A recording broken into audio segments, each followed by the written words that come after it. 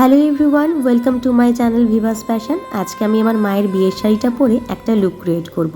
এই শাড়িটা পরেই কিন্তু আমার মায়ের বিয়ে হয়, আর এর সাথে যেই ব্লাউজটা পরছি সেটা কিন্তু আমার ব্লাউজ, মায়ের নয়। আর এটার সাথেও কিন্তু মা একটা সবুজ রঙের ঘটি হাতা ব্লাউজ পরেছিল, তবে সেই ব্লাউজটার কোয়ালিটি এখন আর আগের মতো নেই, কারণ মা ব্লাউজটা অনেকবার পরেছে। তবে শাড়িটা যত্ন করে তুলে রেখেছিল, বিয়ের শাড়ি বলে কথা। মায়ের কিন্তু এই গোলাপি শাড়িটা পরেই বিয়ে হয়েছিল, আর বৌভাতের দিন একটা লাল টুকটুকে সবুজ পাড় দেওয়া বেনারসি দিয়েছিল বাবার বাড়ি থেকে, মানে আমার বাবার বাড়ি থেকে, মায়ের শ্বশুর বাড়ি থেকে। তো বিষয়টা তো একই দাঁড়ালো। তো চলো ফটাফট মেকআপটা করে নেওয়া যাক। প্রথমে আইব্রোটা ড্র করে নিলাম, আর হালকা একটু ফেস পাউডার দিয়েছি।